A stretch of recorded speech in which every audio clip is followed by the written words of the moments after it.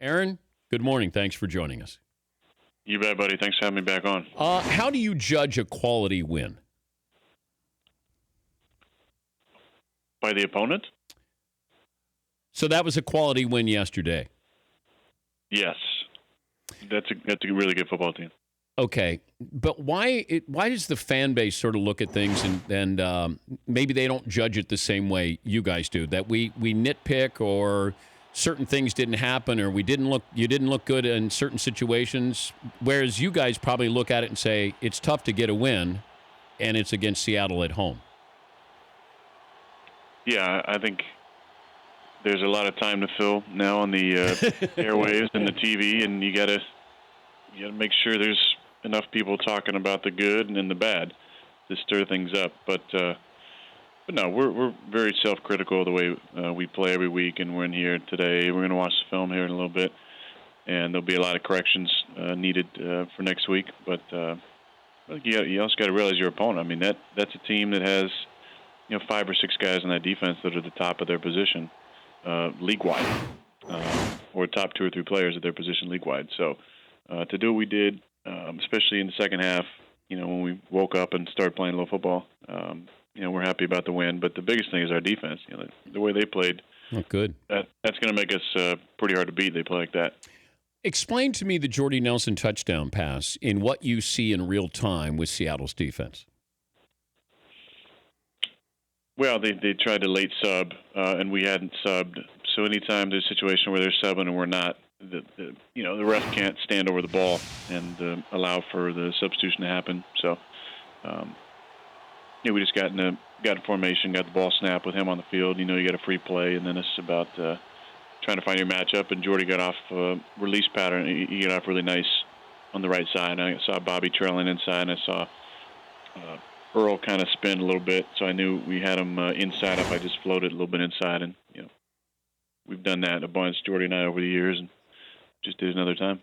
How often do you get to the line of scrimmage where you go, this is going to be a touchdown? Well, once yesterday, and it wasn't, so we were 0 for 1 yesterday. But what do you have, 298 touchdown passes? Yeah, something like that. Okay. How many do you think that, you could have called your shot?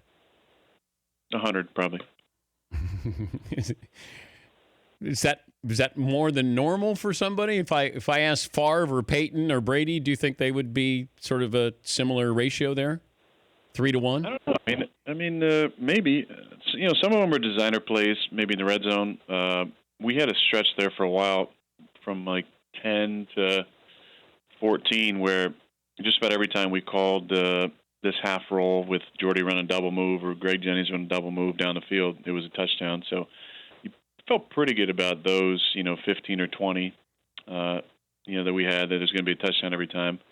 And then, in the red zone, you get some designer plays, especially low red zone. Say like the play from the divisional playoff game with Dallas last year, where we had hard action, pattern scheme away and kind of a skip fake, and then Jared Cook sneaking out the backside for a wide open touchdown. You feel pre-snap that's going to be a touchdown.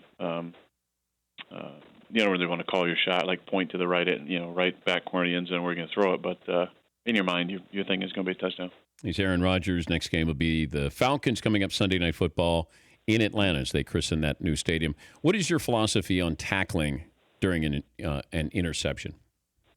I'd like to try my best. I think as a quarterback, your job often is to at least turn the guy back inside and hope that your faster, more athletic guys who probably play defense at some point in their career, players can make a tackle. But my percentage on tackles is fairly low. Although we've only had 1 pick six in my time as a starter, I did miss that tackle, which would have saved that. And I have made a couple tackles, maybe inside the 21, inside the 5 in New Orleans in 2008. I got you as 4 career tackles right now. Yeah, I'd say that's probably does that count? Is that all solos or is that assists? I feel like there might be a couple of assists in there. Paulie, do we have solos or assists for Aaron? 4 career solo tackles. Oh, that's pretty good. solo. That's pretty good. Yeah. Yeah. The little nudge that Cliff Averill gave you after you threw the interception, should that have been a penalty? I didn't. Was that what the penalty? There was a little nudge there from behind. Yeah, but I'm sure he stopped me from my stories. He definitely slowed me down from. Could you have caught that rookie? Yeah, I think so. You would have run him down. I had visions, yes, of Don Beebe in the Super Bowl knocking that ball out. And then about the 25-yard line, I had visions of popping both hamstrings. Yeah, not good. Not good. No. But I see, like, Andrew Luck would throw an interception, and then as soon as the ball left his hands, it almost felt like he was going to go try to tackle the guy. And I go, I can't imagine that any coach would say, go get that guy. So it is smart. Act like you're going to put in an effort. Turn him in. Get somebody fast to run him down. Faux effort, I guess, is what it's called. Well, it's real effort, I think. It's definitely real effort. But it's just intelligent effort. You go in there, you try and get your hands on the ball and turn them inside. If you could trade places with any other player, not on your team, and just experience what they experience, who would it be? Me being myself, or giving me different skills that you would have different skills. So you could play any position. You could be any player in football, preferably not another quarterback, but if that's who you'd like to trade places with. But who has something you don't have, and you go, I'd love to experience that at that position? Well, I would say maybe Luke Kuechly. I got one taste of middle linebacker when I was in 8th grade, and we scrimmaged the 7th grade team. Wasn't really fair. They put some of us smaller kids out there, and I got to play defense, played middle linebacker, and had a blast doing it. Actually did make a couple tackles that day on some smaller kids. But yeah, the middle linebacker is the quarterback of the defense, and I think it'd be fun to be on that side of the ball and see things play out and react and call things out and audible to an audible and adjust and then try and diagnose plays and make plays. I'd love to see the mental game there, because we see it from the offensive perspective where you go to the line of scrimmage, you're trying to figure things out. They may do something and then you change the play. I'd like to see it reversed like that. But have you ever heard the defense where you know what's going to happen, you call out something that's going to happen, and you can see them almost dispirited, that you're kind of saying, oh, boy, he's figured us out? Or the other way around, where somebody does that to you, and they know exactly what you're trying to do? Yeah, for sure. It used to happen all the time when we played Chicago. Brian Urlacher would adjust to our adjustments, and he was great about that. He was great about the recognition of our alignment and personnel groupings and putting that all together and basically calling out what play we're going to run in those circumstances, and then we would check and they would check. So it was this game of trying to check to something that you think that's going to be good against whatever he checks to. He was fantastic at that. What happens right after the game? So you leave, you go home. How long does it take you to get home, and then what happens after that? It's Green Bay, so 10 minutes. Okay. Fantastic. Okay. I did a little traffic, so it's 15. People trying to get back to Milwaukee and Madison and where they're coming from. But yeah, it's 10 to 15 minutes. Get home, and I'm a football fan, so I turned on the game last night, had some food, and watched Dallas and the Giants last night. I was on TV too. I'll turn on some reruns of maybe The Office. Kick back, relax, put the Netflix on maybe. Do you binge? Oh, yeah, I will. Like what? Beside from The Office, something new. I got a couple of suggestions for you. Well, I watch Thrones. I think that's the majority of the population. You? No. Yeah. No, that's the majority. I didn't say entire population. Yeah, I can't throne it. It seems like Clay Matthews would be into Game of Thrones because he probably feels like he could be an extra in there. He should be in it. Noah Syndergaard, I believe, was an extra. Yeah. And Ed Sheeran. And Clay feels like he can probably act and sing as well as both those guys, so we should probably get him on there. I got a couple of suggestions for you. Please. Bosch. Have you heard of this? I have not, no. Okay. L.A. Police, really good. Ozark. Yes, I've gotten that recommendation a bunch. Top of the Lake. Top of the Lake? Yeah, Elizabeth Moss, who was in Mad Men. Are you writing this stuff down? Are you? I got my notes here. Yeah, I got my notes. Wait, yeah. Are you recording this interview? I'm not. Okay, but I thought you recorded interviews. I do sometimes when it's a one-on-one, and I don't trust the person. Oh. Have you ever gotten somebody and said, wait a minute, you took that out of context? Yeah.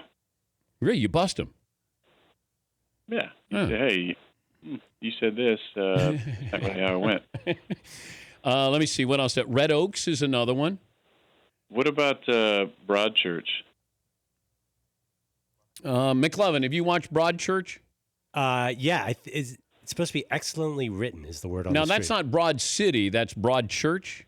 Yeah, it's an English show. Did you watch Downton Abbey? No. Okay.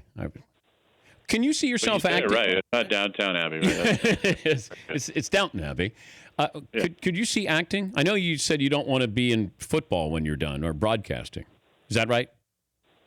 I don't see myself doing that, no. Okay. And no acting. I'm going to leave that to the professionals like yourself. How many movies have you been in? You've been in a bunch of movies. Like 12, 30. How about, you want me to check with Sandler? I can get you in a movie? Yeah, that'd be great. And you don't have to play yourself. Well, can I play a mustache? You and I can be the cop. Yes. Was that a fake mustache? Yes, it was. Yeah, that's a bummer. Yeah. Well, can you grow one? Yeah. Oh, okay. Sure. Well, then good. You can have your own mustache, but I can't. But I'll talk to Sandler next time I see him and see if we could squeeze you in there. Yeah, see what you can do, man. I appreciate it. But, okay, so what are you going to do with your life after this? You're on this new Brady diet, so you're going to play to your 45, right? So then what do you do the next half of your life? Then you do some more things that you're passionate about that you enjoy doing. Like what? You're not going to be an actor. You're not going to be in football. You're going to be like a repairman? What are you going to do? Yeah, I'm gonna fix garbage disposal. All you have to do is fix one, and then everybody in the neighborhood. We could get a TV show where you just go around and you fix things. Go around Madison, go around Milwaukee, go around Green Bay. You surprise people. Like that would be amazing. You call for a handyman, and then you show up, and you fix whatever they need fixing. Yeah. I fix what needs fixing. The Aaron Rodgers Show. You can produce it. I'm gonna work on it right now. Have fun in Atlanta. By the way, we talked to Matt Ryan first hour. He said you're a golfing buddy, but you can be your commentary can be a little cynical. Really? Yeah, a little bit. Maybe I'm putting words in Matt Ryan's mouth. He said you can have a little fun when you're playing golf. You're a joker. How's that? Oh, okay. That sounds a little different than the cynical part. I appreciate both. Maybe you should have recorded this interview here. I think he said he was going to own you Sunday night too. Paulie, did he say he was going to own? We don't have the tape of that, but something like that. Okay, I thought he said something like that. Yeah. He said he would own you, and it'd be just like last year's title game. Hey, congrats on the win. Hey, thanks, guys. And then I'll work on the Sandler part of this thing, all right? Yeah, would you please? Yes, I will. Yes, I will. He's Aaron Rodgers, Packers quarterback, and maybe potential movie star. The Dan Patrick Show, weekday mornings on Audience.